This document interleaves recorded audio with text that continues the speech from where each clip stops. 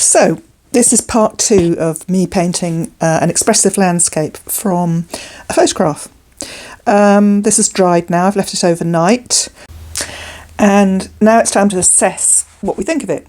It's dried pretty flat. That's usual for acrylics. You can bring the colours back with a coat of matte varnish or something when you've finished. But let's look at the original photograph and see what the differences are. Well, the tonal values in this, the lights and the darks, are very, very clear, and that makes the photograph very impactful. And I think, for me, that's what we need to be working on now with this painting. And also I've noticed that the horizon is wonky. It's a pet peeve of mine. I can't stand it.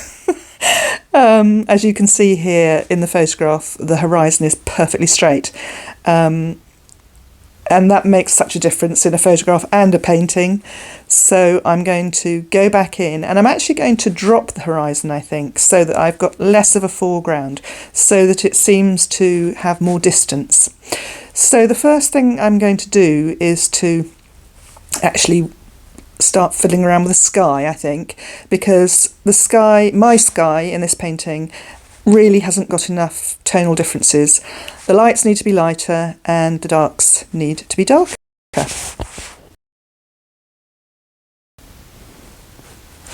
So I'm going in now with a greyer colour at the top of the painting, and really just sort of getting my way back into it, because when you start painting, I always think it takes you a little bit of time to warm up. So I think the thing to do is just be brave and be bold. So as you can see now, I'm putting in more white. This is almost pure titanium white that I just really want to push into this sky. I'm using a filbert brush here, which is quite a soft round-ended brush, which is quite nice for this purpose. Now I've got to sort this horizon out, and I think the best way of doing it is to get a painter's edge. I think that's what it's called. And I'm going to measure out on either side so that I get it exactly horizontal.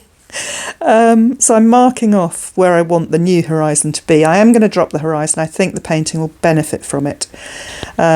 So I'm just really roughly painting in a lightish greyish blue. And look what a difference that's made. That is just stunning, really.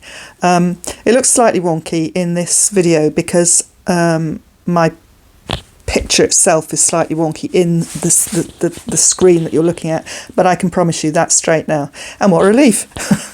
Now I'm putting in some Prussian blue mixed with a tiny bit of raw umber. Raw umber kind of takes the sting out of a saturated colour, and it looks kind of more real.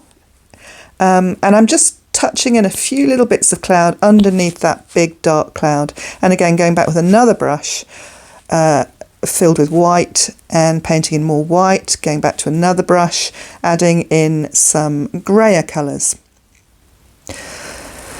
I think it's starting to kind of take shape a little bit, but it's at this point where you've really got to be brave, to be honest, and not worry too much about spoiling the painting.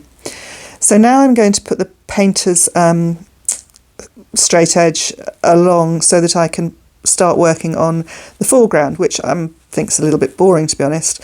I put in some yellow ochre and mixed it with some white, and frankly I just don't think it works. So the best thing to do is to wipe it off. The underneath layer is dry, so I'll just go back to something approaching the underneath layer. And now what I'm doing is I'm loading up a bright brush, which is the flat brush, with lots of paint, and I've kind of got bits of everything. I've got a bit of Prussian blue, I've got mixed up a little bit of green with the cadmium yellow and the ultramarine, and I'm just blobbing those the marks, to be honest, and then drawing in that path again. More cadmium yellow, more Prussian blue, and as I said, I'm sort of blobbing it in. I'm making bigger marks in the foreground, and the reason for that is it makes you feel as though it is the foreground, because everything's a bit larger, and further away things are a little bit softer. And I'm going to continue doing this for a while. Already, I think you can see that it's got more distance, it's got more perspective, and I'm pleased about the way that's going.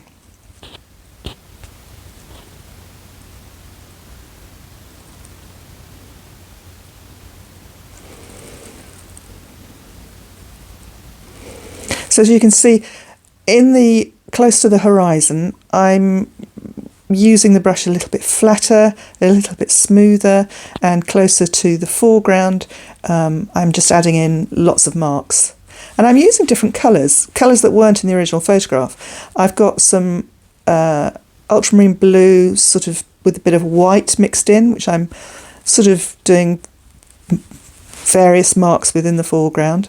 And the reason for that is I think when you introduce a colour that maybe is unexpected and wasn't in the original, it kind of adds something exciting to a painting.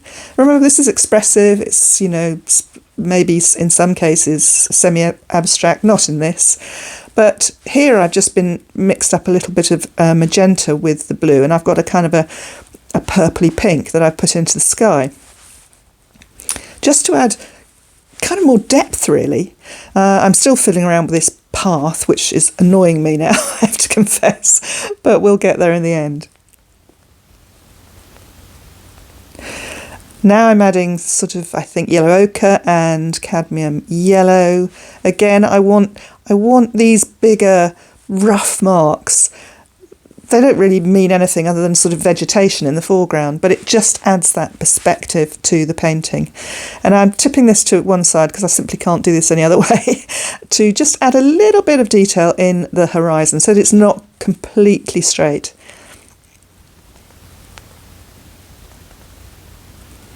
Still fiddling around with the path.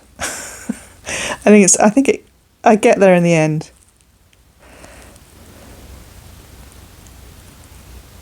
And look, the other thing that I'm doing, I don't know if you've noticed, is that I turn the brush around. It's a flat-ended brush, and I turn it around. So I'm using different sides of the brush, and that allows you to make different marks. And again, I'm not really thinking too much about it.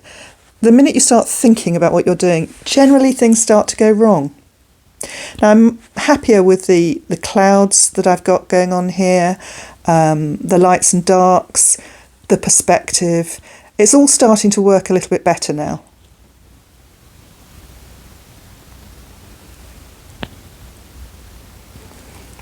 Back to the path. And I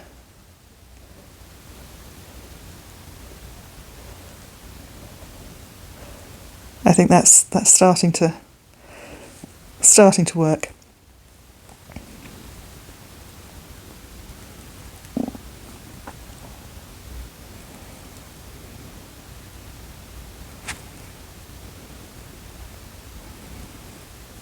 These marks that I'm making will give very fine lines in the distance and texture. It's a different texture to the texture in the foreground.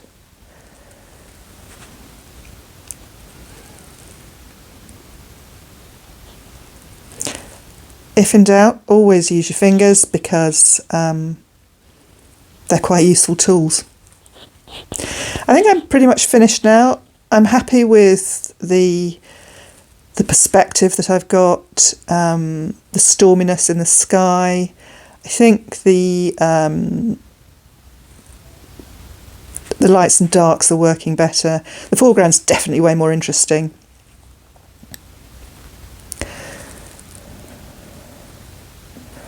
And the key, of course, with any painting is to know when to stop. And I'm coming very, very close to stopping with this painting.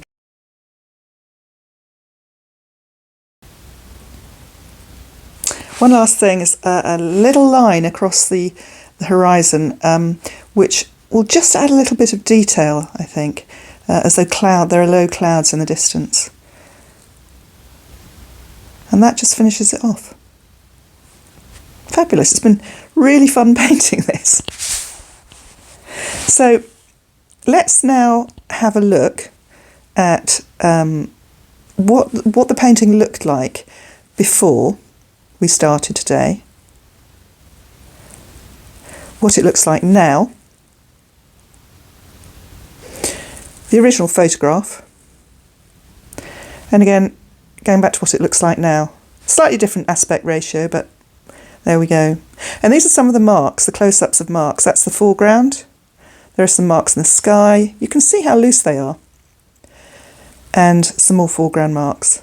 And just a reminder of the final painting.